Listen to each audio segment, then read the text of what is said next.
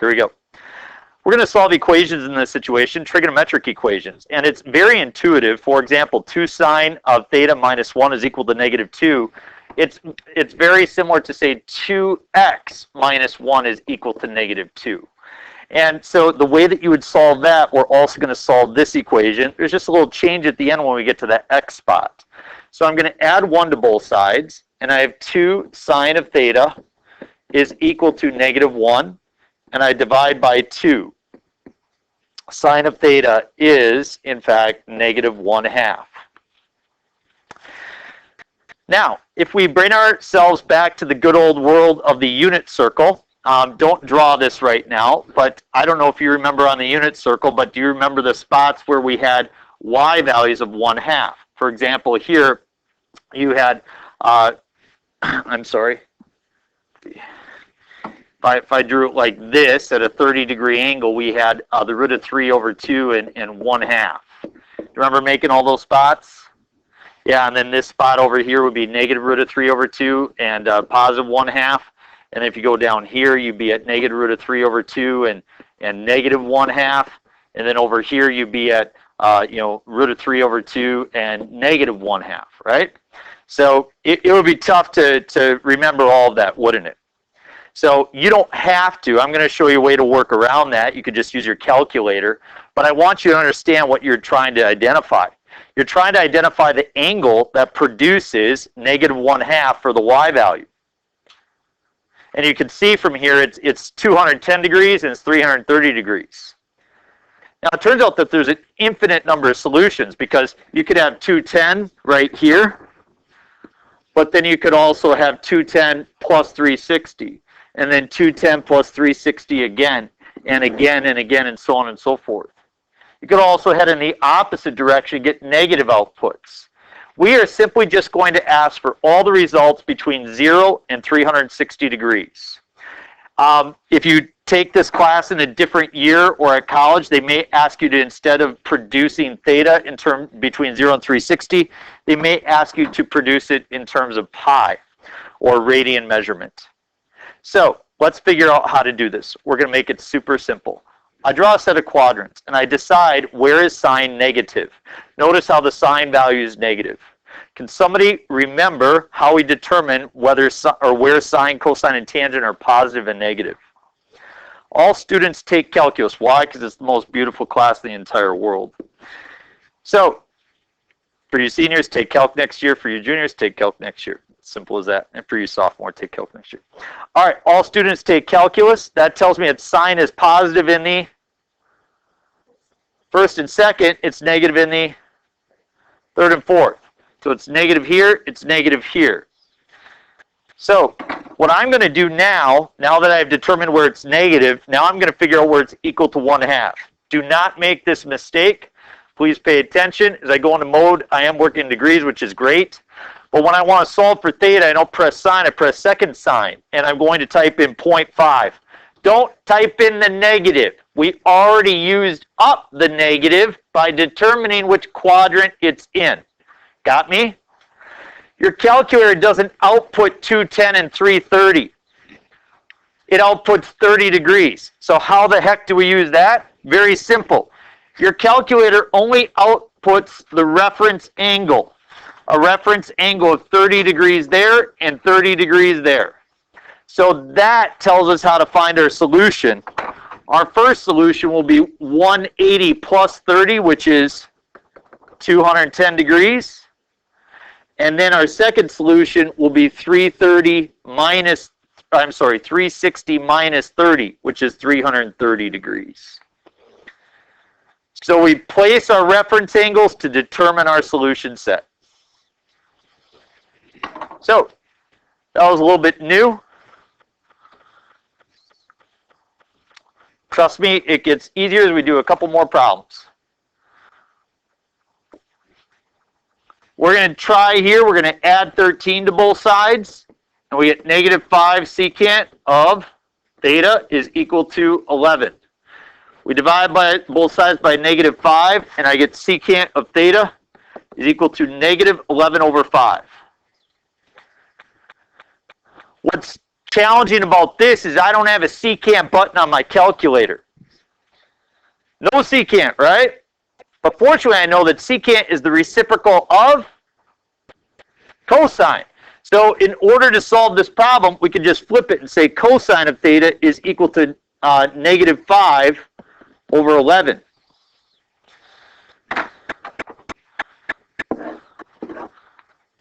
What up, G? Yeah. Okay, here we go. Where's cosine negative? Second and third. So I draw reference angle there and there. That will allow me to find this angle. I always put the angle between the x-axis and the terminal side of the angle. So we're going to turn this calculator back on, and we're going to do cosine inverse. What do I type in? 5 over 11, not negative 5 over 11. Type in 5 over 11. Press that enter button, and you get 6296.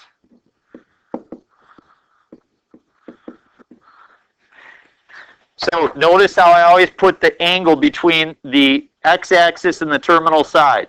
Never against the y-axis. Never, ever, ever, ever, ever. So I have theta is equal to, how do I find this angle right here? 180 minus that. Good. 180 minus that guy, and I get 117.04.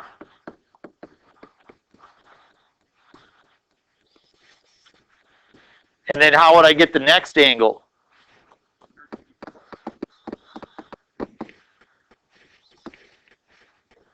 Ferris stayed at a Holiday Inn last night.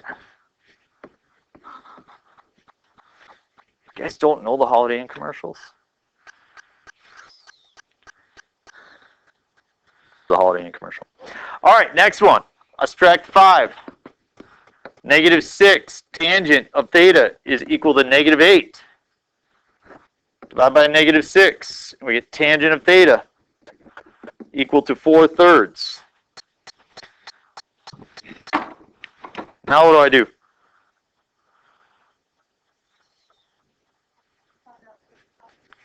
Where is tangent positive in my quadrants? First and third.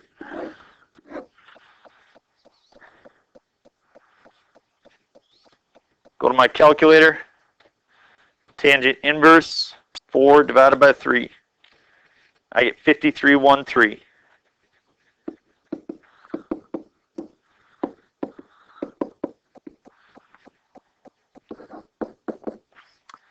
This first one's super easy to calculate. I just add 53.13 to 0. I get 53.13. And you can see that for this next one, you're 53.13 past 180. So that would be 223. No. 233.13 degrees.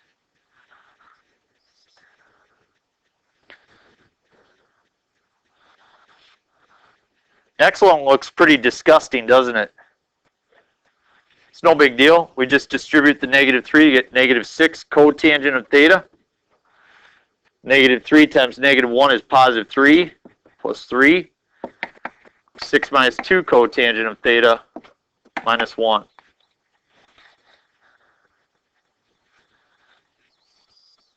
I'm going to combine my terms together. I have negative 6 cotangent of theta plus 6. And then my 6 minus my 1, I'm going to get 5 minus 2 cotangent of theta. So sometimes people get stuck here. They don't know what to do.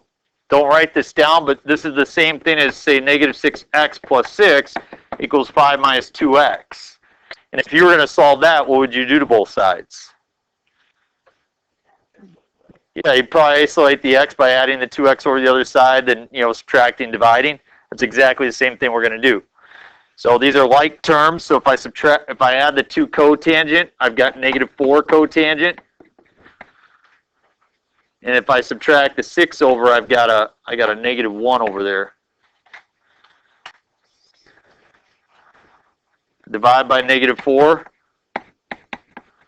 Cotangent of theta is equal to 1/4. Now what? What's that? Yeah, change it to what? Tangent. Tangent of theta is 4. Tangent is positive in the first and the third. We already determined that in our last problem. That's kind of handy.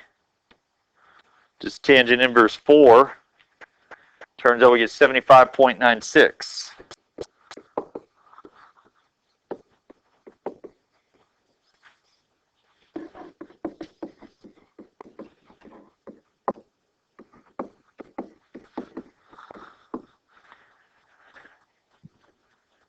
Not too bad now, huh? So we're going to work on easy equations today. We'll get to more challenging ones later on. I do want to point out something that's kind of interesting. Notice that we took the tangent inverse of 4.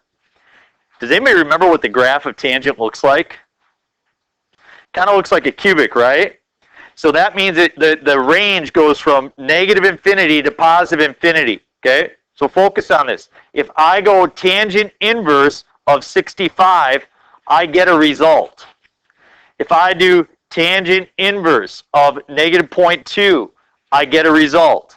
If you do tangent inverse of pi times whatever that thing is, okay, you get a result, okay?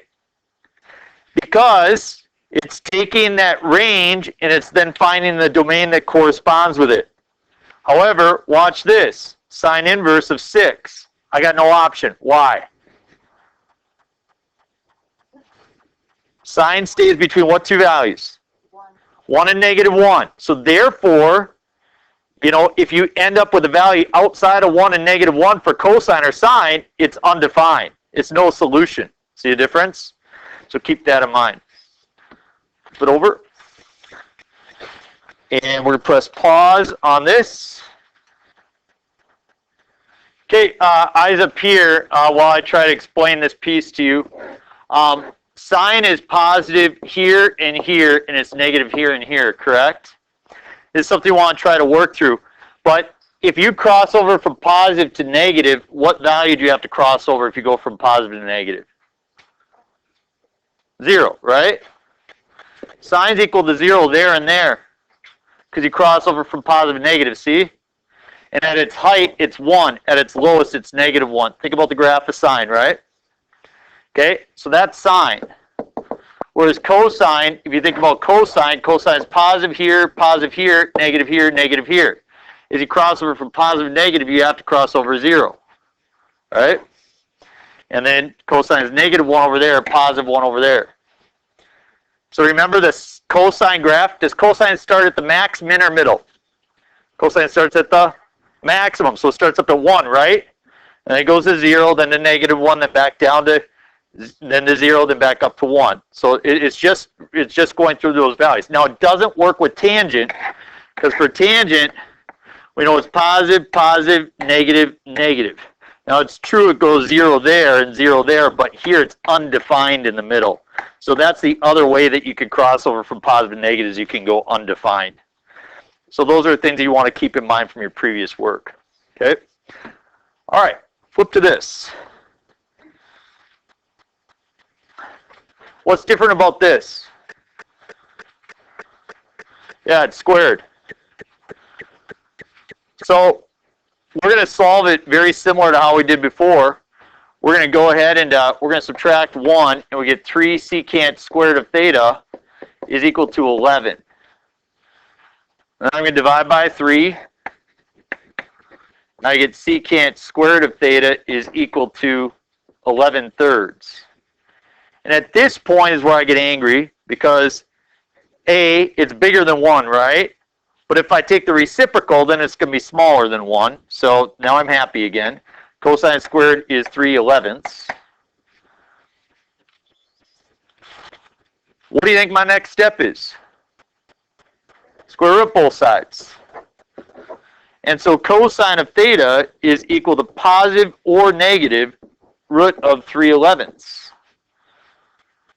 Now, don't get all crazy about how there's a square root now in the denominator. Is this our final answer? No, we're just going to use it to find our final answer. So let's draw our quadrants. Cosine is both positive and negative. Cosine's positive in the first quadrant and the fourth quadrant. It's negative in the second and the third. So how many solutions do you think I'm going to have? 4 is correct. I go to my calculator. I'm going to try to be careful as I type it in. I turn on my calculator. I go to clear. Okay, clear. And I go cosine inverse of the root of 3/11.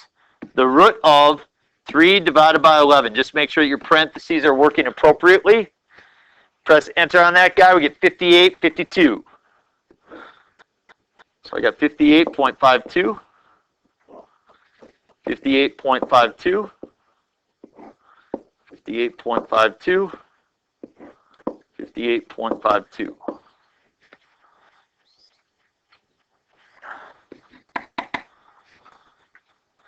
So my first solution, 58.52. How will you get your second solution? From 180. So if I subtract that from 180, I get 121.48. I think that's what I get. And then my next one, I'm going to add it to 180. 238.52. And the last one I'm going to subtract from 360. I get 301.48. So those are my 4 solutions. What do you think of that, Beige? I got a thumbs up from her. We're going to do problems 6 and 7. We're going to skip 8. What's different about number 6? Got multiple tangents. Can I just add them together, get like a tangent cubed? No? You sure? Yeah, you're pretty sure, because you know that if it said 2x squared plus x is equal to 1, you would never say, okay, well, let's do 3x squared is equal to, oh, well, that was 0 actually, and go from there, right? Like, that would just be ridiculous, right? Like, if there was math police, they'd lock you up and put you in jail. So, so what would you do if it was 2x squared plus x equals 0? What would you do? Factor. Yeah, you take out an x. So here you're going to take out a tangent. Wow, look at how smart you guys are.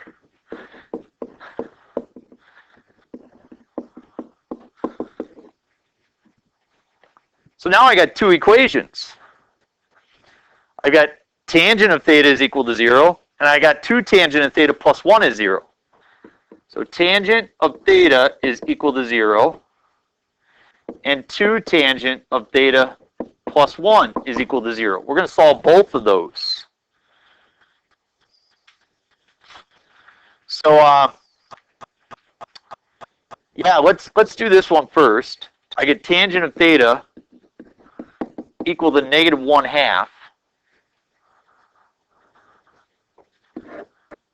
Which quadrants is tangent negative?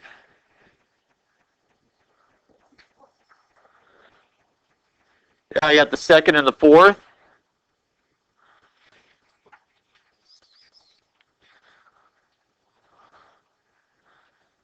So I tangent inverse the 0.5, 2657.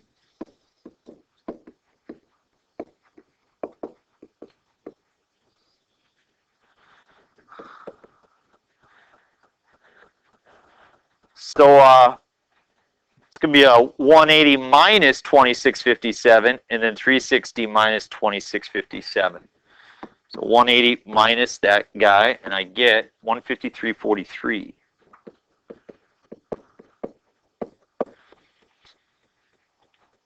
And if we do the 360 minus, I get 333. But that's not it, is it? Like tangent is 0. That's another one of those funny ones. Like if we come up with 0 or sine or cosine equal to 1, then that's tough. Do you remember our little diagram that we put together here? Tangent's equal to 0. So tangent is y value divided by the x value, if you remember from your unit circle. And y over x is just like slope, right? So what kind of line has a slope of 0? This guy or this guy? This guy, right? Slope is 0.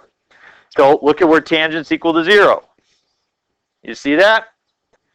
It's at 0 degrees, 180 degrees, and 360 degrees. Okay? So tangent's the same thing as slope. It's the same thing as slope. So let's grab those three and we'll plop them in. 0 degrees, 180 degrees, 360 degrees. And that's just one of my favorite things about math, is that, coming into this lesson today, you would have no idea how to solve problem 7. But now where we're going to be able to do it. And it's not going to be any big deal. Whereas before, this would be super complicated. Notice how this one had 5 solutions. Sometimes people always say, well, I'm either going to get 2 solutions or 4 solutions. No. You could have 2, 4, 6, 5, 3. You just don't know. You got to look at the problem, look at the solution. So, how about this guy? Anybody got any great ideas? Our last problem. Subtract 4, that's an option. But if you had 5x squared plus 9x plus 4 is equal to 0, the common thought that we go back to sometimes, we take that 5x squared plus 9x is equal to 4, and we factor out that x, we get 5x plus 9. And then we say this, okay, x is 4 and then that's 4. But that's invoking a new rule of mathematics that we don't have. You see, this is the rule that you want to use. If a times b is equal to 0, then you know either a is 0 or b is 0, right? Does that work for a different number, or does that only work for 0? It only works for 0. Like 0 has that beautiful piece. It's called the zero product property. And that's why when we factor, we want to set it equal to 0. The only time you move a number over is if you're going to complete the square or something like that. So, often a temptation to subtract that 4, we're going to resist that temptation, and we're going to factor it. 5 cosine of theta times cosine of theta. Anybody got a big idea how this guy's going to work out? Plus 4? Plus 1? Okay. So if I set both of those equations equal to 0, I would have a cosine of theta is equal to negative 4/5. And I would have a cosine of theta equal to negative 1. Let's pause and think about the negative 1 first. In terms of x and y, which value is cosine? Is cosine x or y? X. Where is x? Negative 1 on the unit circle. Think of where x is negative 1, right? Over there, right? How many degrees is that? 180. See how you thought through that? You don't need the chart. You can think of it on your own. You're smart. So we got that guy. And then we got cosine theta is negative 4/5. Well, I don't know what it's 4/5. That would take like a genius, and I'm not a genius. So I got to set up my quadrants. Where's cosine negative? 2 and 3. Take that cosine inverse of that 4/5. We get 3687.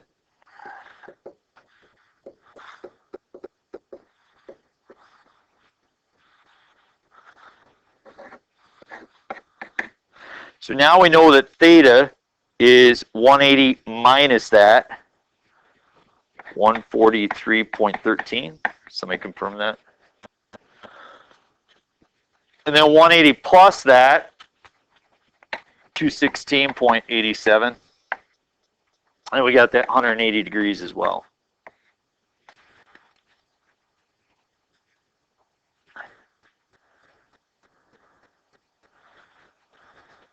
For those of you who have a graphing calculator, take it out real quick and press y equals, okay? I would just like to verify my results. And so what I'm going to do is I'm going to take 5 cosine of theta, or cosine of x, and I'm going to square that thing. So this is cosine of x, that quantity squared. It's not squaring the 5, it's squaring the cosine. Plus 9 cosine, and then plus 4. So if I plug in 143.13, what should I get? What should I get? Should get 0, right? I'm going to plug in those values into this. I'm going to go to my table, because I know how hard it is sometimes to plug these values in on your own. So let's just, I'm going to go into my table. I'll type them in. 143.13, 216.87,